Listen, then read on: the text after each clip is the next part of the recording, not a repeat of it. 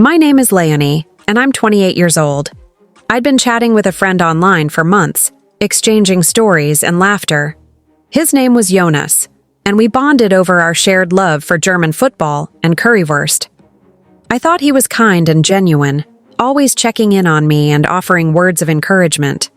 We'd talk for hours, sharing our daily experiences and supporting each other through life's ups and downs. As time passed, I began to trust Jonas with more personal details, thinking he was a safe space to vent about my struggles. He'd offer advice and listen attentively, making me feel heard and understood. I didn't realize that I was slowly opening up to someone who would eventually betray that trust. Jonas would often ask about my interests and hobbies, and I'd share photos and stories about my life. I thought he was interested in getting to know me better. But little did I know, he had ulterior motives. He'd use those details to build a connection with me, making me feel comfortable enough to let my guard down. Looking back, I see the signs of manipulation, but at the time, I was oblivious. Jonas was charming and charismatic online, but his true intentions were far from genuine. As our online friendship deepened, I couldn't shake off the feeling that something wasn't quite right. But I pushed those doubts aside, thinking I was just being paranoid. That's when things started to take a dark turn. Jonas began asking for more sensitive information, and I, unaware of his true intentions, was about to grant him access to my most private spaces. I'd been noticing something was off with my bank accounts for weeks, but I couldn't quite put my finger on it. It wasn't until I checked my credit report that I saw the damage. Someone had opened several credit cards in my name and racked up thousands of dollars in debt. I felt a wave of panic wash over me as I realized what had happened. My identity had been stolen. I immediately contacted the credit bureau and reported the incident. They told me to review my report and identify any accounts that I didn't recognize. I spent hours going through the documents, highlighting suspicious transactions and making notes. The more I dug, the more I realized the extent of the theft. Someone had not only opened credit cards, but had also taken out loans and even applied for a mortgage in my name. I contacted the Federal Trade Commission and reported the incident, following the steps outlined on Link Unavailable. They provided a recovery plan, which I carefully followed, tracking my progress and updating my plan as needed. I also contacted the 3 major credit reporting agencies and asked them to place fraud alerts and a credit freeze on my accounts. As I worked to contain the damage, I couldn't help but wonder how this had happened. Was it a data breach? A phishing scam? I thought back to all the times I'd shared my personal information online, wondering if I'd inadvertently opened myself up to this. I checked my accounts regularly, but I couldn't recall any suspicious activity. The days that followed were a blur of phone calls and paperwork. I spoke to bank representatives, credit card companies, and even a lawyer. Each conversation left me feeling more frustrated and helpless. How could this have happened to me? And how could I make it right? I received a letter from the FTC, which provided guidance on how to recover from identity theft. According to the letter, I wasn't alone. Millions of people are affected by identity theft each year, with warning signs including bills for items you didn't buy, debt collection calls for accounts you didn't open, and information on your credit report for accounts you didn't recognize. 1. I continued to monitor my accounts closely, watching for any further suspicious activity. I knew it would take time to repair the damage, but I was determined to get my identity back. I filed Form 14039 with the IRS just in case the thief had filed a tax return in my name. I also contacted my bank and credit card companies, informing them of the situation. The road to recovery would be long, but I was ready to take it one step at a time. I had already begun to notice some progress. My credit report was starting to reflect the changes, and I was receiving fewer suspicious calls. It was a small victory, but it gave me hope that I would eventually regain control over my identity. As the days turned into weeks, I became more vigilant about protecting my personal information. I shredded documents, used strong passwords, and avoided public Wi-Fi. I knew it was a constant battle, but I was determined to stay one step ahead of the thief. I checked my credit report regularly, ensuring that no new accounts had been opened in my name. The journey was far from over, but I was resolute in my pursuit of justice. I would do everything in my power to prevent this from happening again and to reclaim my identity. With each passing day, I felt a sense of determination growing within me. I would not let this define me. Instead, I would use it as an opportunity to learn and become more proactive about protecting myself. I continued on this path, methodically working through the recovery steps, knowing that patience and persistence would ultimately lead me to a resolution. And as I looked back on the experience, I realized that I had learned a valuable lesson about the importance of safeguarding my identity. I would carry this knowledge with me, using it to protect myself and others from falling victim to the same crime. The news of my identity theft had spread like wildfire, and now everyone was talking about it. My bank, creditors, and even the authorities were involved. It was a nightmare. I felt like I was losing control. I sat in front of the computer, scrolling through my emails, searching for any clues. That's when I saw it. An email from a credit card company I had never heard of, approving me for a new card. My heart sank. Someone had applied for credit in my name, using my personal details. The betrayal felt personal, like someone had been watching me, gathering information about me. I picked up the phone and dialed the credit card company's number. After what felt like an eternity, I spoke to a representative. "Hello, my name is... I think someone has stolen my identity," I said, trying to stay calm. The representative walked me through the process of reporting the incident and canceling the card. But it wasn't just the credit card. There were loans, mortgages, and other accounts I had never opened.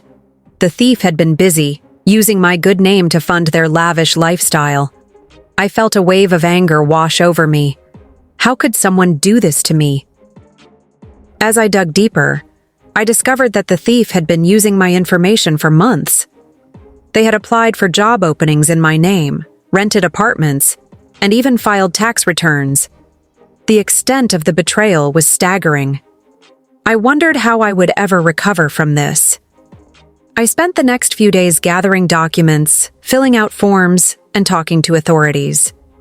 It was a long and arduous process, but I was determined to get my identity back. I contacted the 3 major credit reporting agencies and asked them to place fraud alerts and a credit freeze on my accounts. The road to recovery would be long, but I was ready to take it one step at a time. I would do everything in my power to prevent this from happening again and to reclaim my identity. With each passing day, I felt a sense of determination growing within me. I would not let this define me.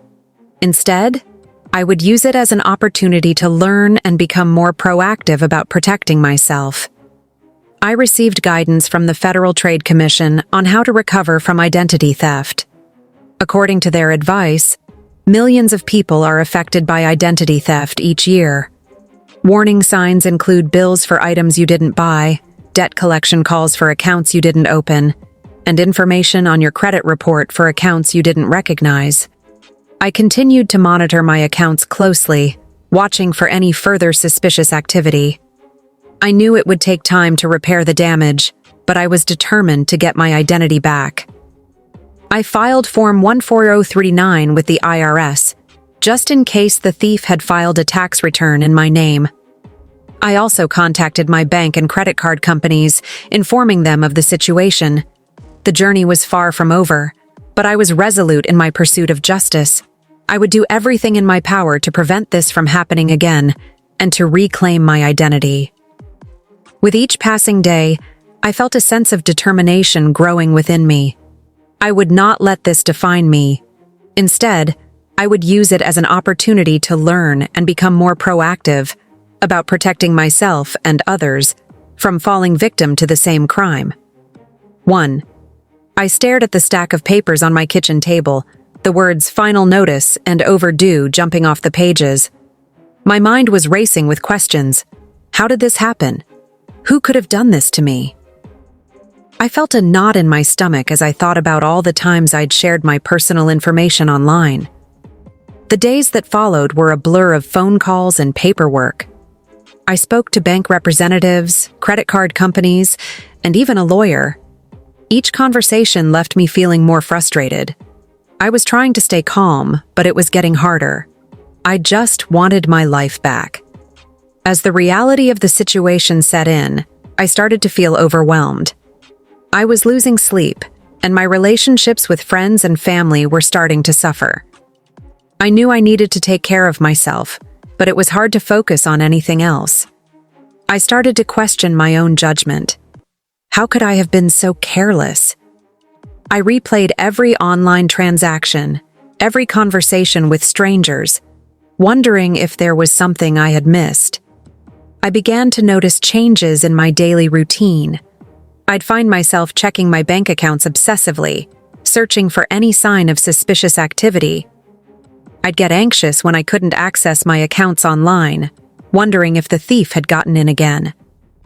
Simple tasks like shopping or paying bills became daunting as I worried about being scammed again. I started to feel like I was walking on eggshells, never knowing when the next blow would come.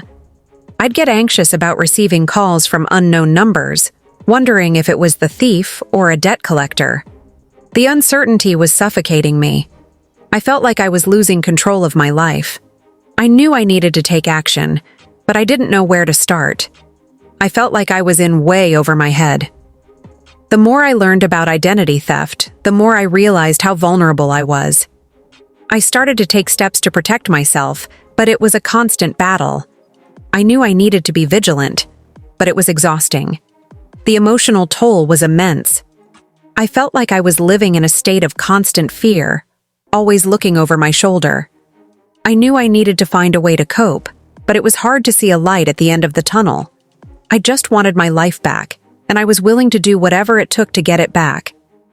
As I navigated this dark time, I started to realize that I wasn't alone. There were resources available to help me, and people who understood what I was going through. I found support groups online, where people shared their own stories of identity theft. It was comforting to know that I wasn't the only one who had gone through this. I started to feel a sense of determination growing within me. I was going to get through this, and I was going to come out stronger on the other side. I was going to take back control of my life, and I was going to make sure that no one else would ever be able to take advantage of me like this. Again, I sat across from Detective James, a seasoned investigator with a no-nonsense attitude. "So, you're saying someone stole your identity and ran up a huge debt in your name?" he asked, his eyes scanning the stack of papers on his desk. I nodded, feeling a mix of frustration and desperation. "Yes, that's right. I've been trying to sort this out for weeks, but it's like they vanished into thin air." The detective leaned back in his chair, steepling his fingers together. "Okay, let's start from the beginning. When did you first notice something was wrong?" I took a deep breath and recounted every detail, from the first suspicious transaction to the barrage of collection calls. Detective James listened intently, his expression growing more serious by the minute. When I finished, he nodded thoughtfully. "I think we might have a lead. One of the credit card companies reported a suspicious address associated with your account. I'm going to send a team to check it out." I felt a surge of hope. Finally, we might be getting somewhere. "Do you think you'll catch them?" The detective's expression turned grim. "We'll do our best, but these guys are often part of larger networks. It's not always easy to track them down." The wait was agonizing. I paced back and forth in the detective's office, my mind racing with worst-case scenarios. Finally, the door opened, and a young officer walked in. "What did you find?" Detective James asked, his eyes locked on the officer. "It's the abandoned warehouse on the outskirts of town," the officer replied. "We found a bunch of stolen documents and ID cards, but no sign of the perpetrator." I felt a pang of disappointment, but the detective's expression remained determined. "We'll keep investigating. I want you to come down to the station and work with our forensic accountant to see if we can track any further transactions." The investigation was far from over, and I was ready to do whatever it took to bring the perpetrator to justice. As I left the station, I couldn't help but wonder what other secrets lay hidden, waiting to be uncovered. Days turned into weeks, and the investigation continued. I worked closely with the detective and the forensic accountant, poring over financial records and following up on every lead. And then, just when it seemed like we'd hit a dead end, the detective called me with a breakthrough. "We've got a name," he said, his voice tight with excitement.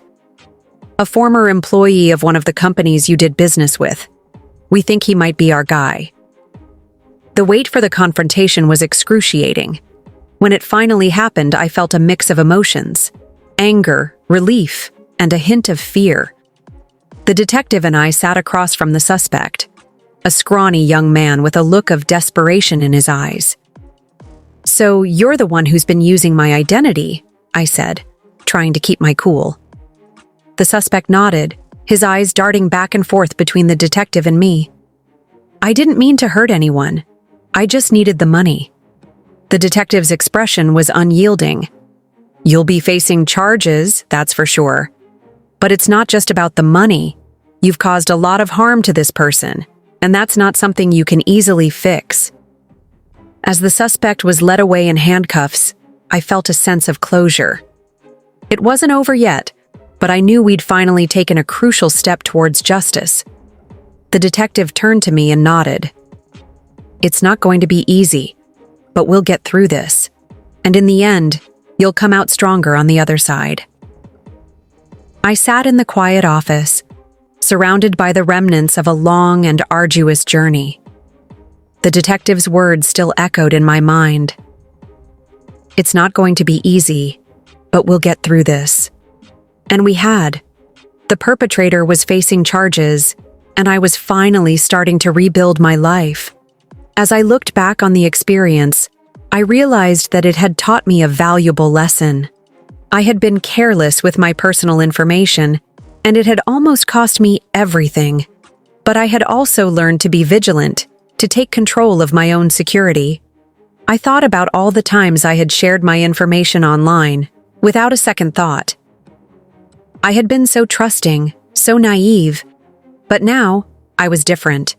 I had learned to question everything, to verify every transaction, and to monitor my accounts closely. The road to recovery had been long and difficult, but it had also been transformative. I had learned to appreciate the little things, like the security of knowing that my identity was safe. I had learned to be proactive, to take charge of my own life. As I closed the folder on my case, I felt a sense of closure. It was time to move on, to leave the past behind. I knew that I would always be vigilant, that I would always be on guard. But I also knew that I was stronger now, that I had learned from my mistakes. I stood up, took a deep breath, and walked out of the office. The sun was shining, casting a warm glow over everything. I felt a sense of hope, a sense of renewal. I knew that I would be okay, that I would come out of this experience even stronger than before. The journey was far from easy, but it had been worth it. I had learned to appreciate the value of my identity, to protect it with every fiber of my being. And I had learned to never take anything for granted again.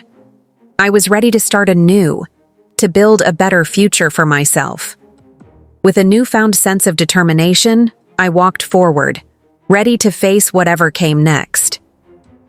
If you've been affected by identity theft or want to protect yourself from it, share your experiences and tips in the comments below. Let's work together to stay safe online and support each other in the face of cyber threats. Don't forget to like and subscribe for more stories and advice on online security and personal safety.